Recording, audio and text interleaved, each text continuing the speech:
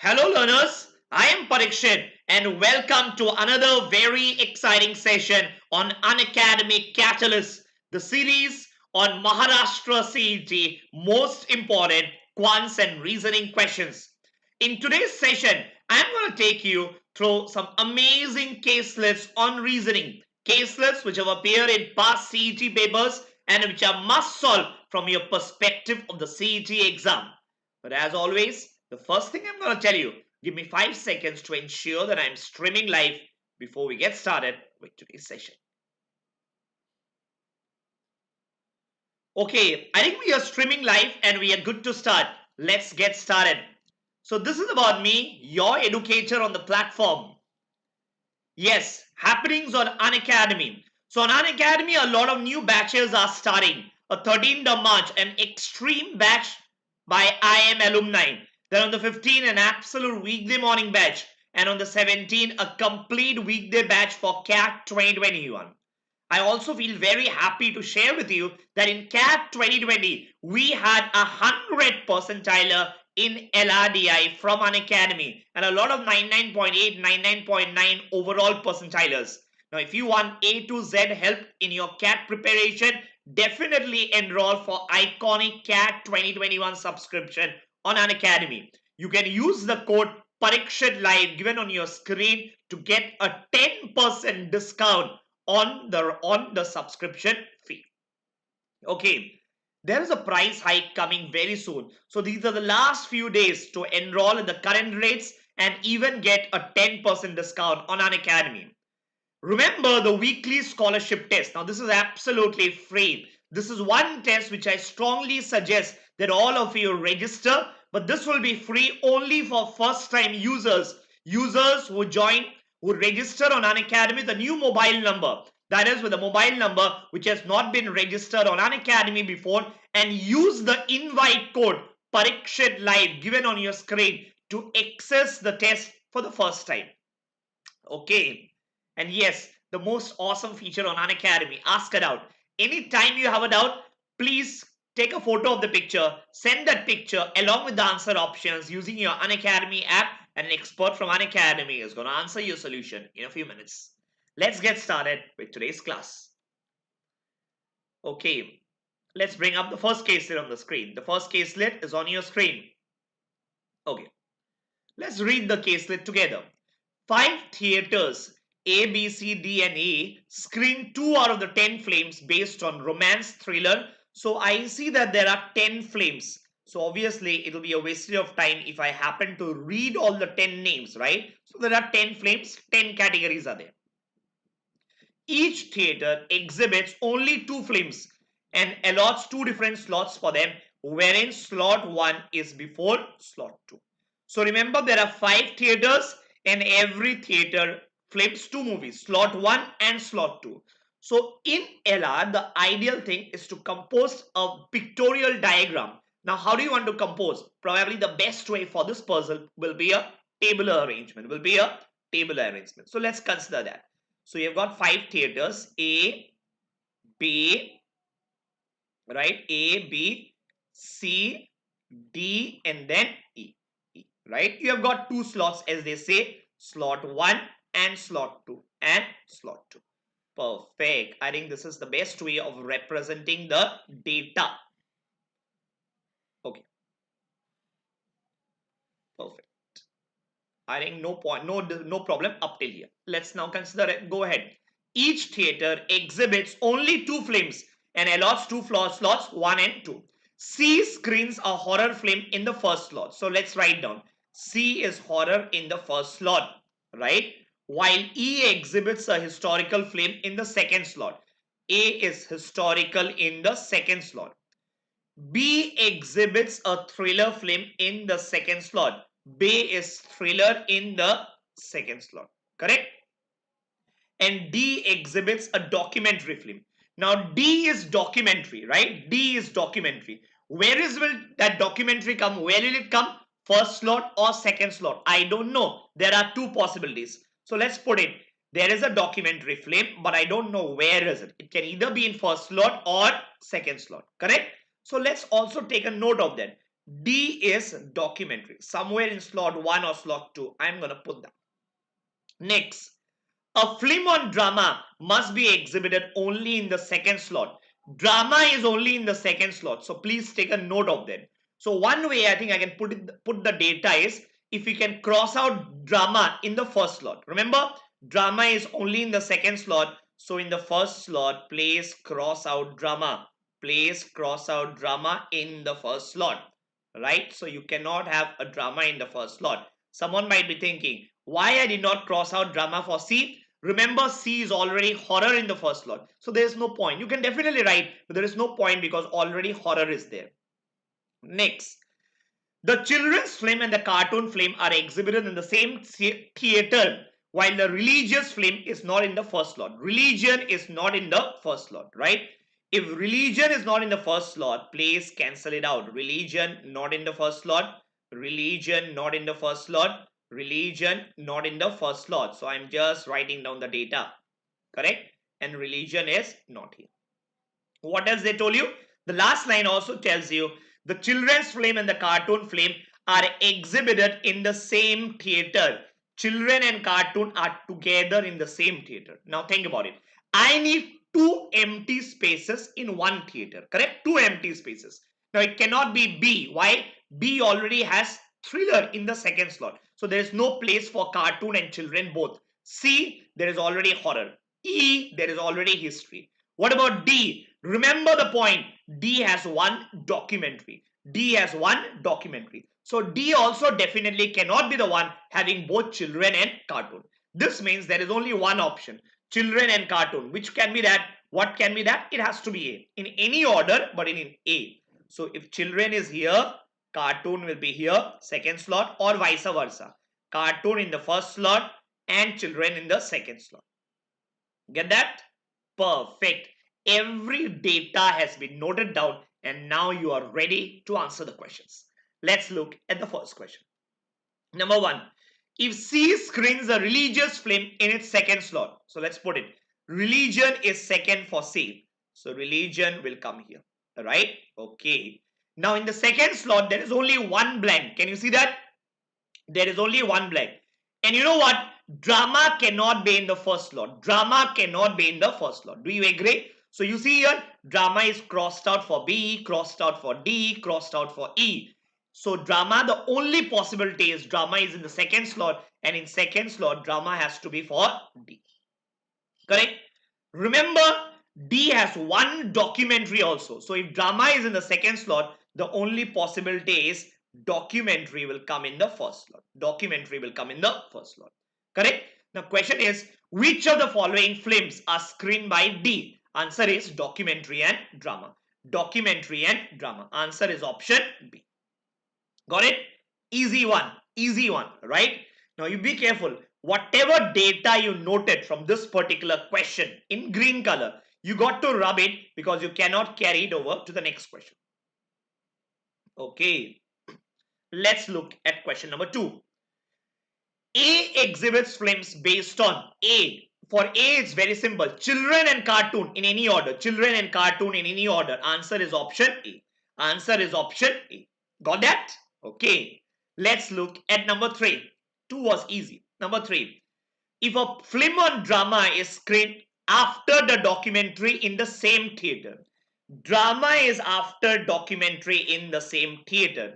Remember, documentary is for D. Which slots? I don't know. But if I read statement 3, immediately I can say documentary has to be the first slot. Why? Because drama and documentary are in the same theater and drama is after documentary. Perfect. It means documentary will be first for D and drama will be out here. Drama will be out here. Now again, remember religion. Religion cannot be in the first slot. Religion cannot be in the first slot, right? So obviously in the second slot, now only one gap is there where religion will come. Where religion will come. Perfect. Now let's look at the question. Then the film on religion is immediately preceded by a film on preceded. Preceded means just before. Just before. So which is the film just before religion? Horror. Horror. Answer is horror. Get that? Easy one. 3 questions you can easily answer if you are able to solve this case. Let's go to the next one. Let's go to the next one. Okay, let's look at the second case. Perfect. Chalo, first we'll try to draw the caselet. Okay, let's try to collect the data, draw the caselet, and then we'll solve the questions. Okay, let's look at it. P, Q, R, S, T, and U are 6 offices, in each of which one postman out of A to F works. Okay. No postman works in 2 post offices. So moment you read up till here, you realize something. What do you realize? That post offices got to be mapped with the postman, right? Post offices got to be mapped with the postman. So let's check this. So what are the post offices? P, Q, R, S, T, U. So 6 post offices are there. You got to map the post offices to the postmans. Right? Okay. This is, the table is ready. So now you are ready to collate the data. Let's start. A works neither in post office P nor in S. A works neither in P nor in S. So let's write down. A is not in P. So use some notation probably across. A is not in P, not in S. Correct? Next, while B works neither in T nor in U. B is neither in T nor in U. So B cannot come in these 2 positions. Next, C works neither in Q nor in R. C works neither in Q nor in R. Correct? Neither in Q nor in R. But D works in T. D is working in T. So put D out here. And A works in Q. A works in Q. So put A out here. Put A out here. Perfect. Now you are set. Every data in the question has been captured. And now you are ready to answer the questions. You are ready to answer the questions. Let's look at the first question. Let's look at the first question. If B works in post office P, okay, now they are saying B is working in P. Perfect. And C does not work in U. C is not working in U. So you got to cancel out C, right? Then E works in. Where can E work? Where can E work? E. Remember, till now I have not put E. Where can E go? Where can E go? Think about it. E can go. Can E go to S? Can E go to S? Yes. E, can E go to A, S? Now think about it. Which are the numbers you have? You have A, B, C, D, E, and F. Out of which A is already mapped, B is already mapped, D is already mapped. Correct? Okay. So where, in which, and C does not work in U. Perfect. Now think about it. C, out of the 3 options, you have got 3 blank spaces. 3 blank spaces. So in the 3 blank spaces, C cannot be a part of 2. Can you see this? C has been crossed out in R and C has also been crossed out for U. Out of the 3 blank spaces, C cannot work in 2 of them. Perfect. The only option is C will go out here. C will go for S. Perfect. The remaining 2, there is absolutely no constraints. Now C is also done. What are remaining? E and F. So they can go to R and U in any order. So if E goes to R, F will go to U, or vice versa. If F goes to R, E will go to U. E will go to U. Correct? So what is your answer? E works in, E can work in either R or U. Either R or U. Option D. Got it? Easy one. So be careful that you get it correct. Let's look at the next one. Before looking at the next one, remember any data you took from this question, you cannot carry it over to the next question. So you got to rub it out. You got to rub it out, right? So any data you took from this particular question cannot be carried over. Let's look at the next one. If C and E works in S and U, now a lot of people, students make mistake. They are not using the word respectively. Had they used the word respectively, I would say C is S, E is U. That is the mapping. But here they are not using. Meaning it can be in any order. So let's put it. C can be in S or E can be in S. So C can be in S or E can be S, or C can be in U or U can be, or E can be in U. Remember S and U, any order. Then which of the following is definitely false? Definitely false. Correct? Okay. First, A works in Q. A works in Q. Go back to the question. Does A work in Q? Definitely yes. This is a true statement. So cannot be your answer. This is a true statement. Next, D works in T. That also is a true statement. Remember, you are being asked about a false statement. So option B is also correct. Third option, B works in R. B works in R. Can that be a true statement? Can that be a true statement? Definitely yes, because R is empty. R is empty. Definitely yes, B works in R. That also can be true. I'm not saying it's true. I'm saying can be true. Definitely false means always false. That's not the scenario, right? Last one. Okay, one letter is missing. C works in Q. C works in Q. That is a false statement. Why? Because C cannot be working in Q, right? Who is working in Q? A already is working in Q. So option D is definitely false. Option D is definitely false. Get it? Perfect. Let's go to the next one. Let's go to the next one. So whatever you took from this particular question, you got to remove it. You got to respect the data for the specific question. Next, number 6. Who can work in post office? You. Okay. Now let's look at you. Now who can work? Who can work? Think about it. How many are already gone? A cannot be the answer here. In you, A cannot work. So remember, what are the options? You have A, B, C, D, E, F. A already has been assigned to Q. So A cannot be your answer for you. What about D? D already has been assigned to T. So even D cannot work for you. What about B? B is crossed out here. B is crossed out here. So if it is crossed out, it means B cannot work in U. Perfect. Even B is gone. So what are left? C, E or F. C, E or F. And any of these can work in post office U. Any of these. Answer is C or E or F. Option C. Option C. Got it? Option C. Any doubt in this? Chalo. Let's look at the next one. Let's look at the next one. Okay. Which of the following statements is definitely false? A works in Q. That is a true statement. Remember, A is working in Q. This can never be your answer. Next, B works in S. Remember, don't forget, definitely false mean all cases, 100% of the cases it is false. Always false. But can B work in S? I don't know who work in S, but is there a possibility of B working in S? Definitely yes, there is a possibility. There is no restriction. B can work in S. So it is not 100% false, not always false. Third one, C works in S. C works in S. Is that possible? S is completely empty, right? Anyone can go. Anyone can go except A and D. So C also can go and work in S. Definitely not false. Last option, E works in Q. E works in Q. Is that possible? No, that's never possible. Why? A is already working for Q. A is already working in Q. So E also cannot go there. Answer is, which is false? Option D. Option D. Got it? Easy one. Easy one. So remember, in the CET, you have a lot of case lists, and these case lists will carry 5 questions.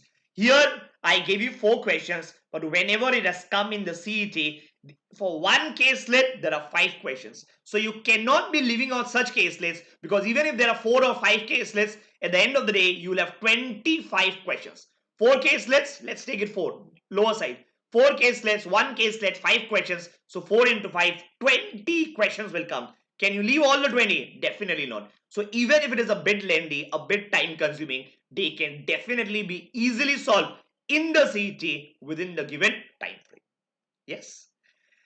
Okay, I think that's it for today. That's it for today. Hope you enjoyed the session. Hope you understood. If you have queries, you can always post it in the comment. And if you have liked the video, do please hit the like button, because that tells us you have enjoyed the session and we can continue to have more and more such sessions. Do please share the video with your friends so that they too can benefit. Okay, thank you so much, and I'm going to see you tomorrow morning 10:30 a.m. same time. Till then, stay safe and study hard. Bye for now.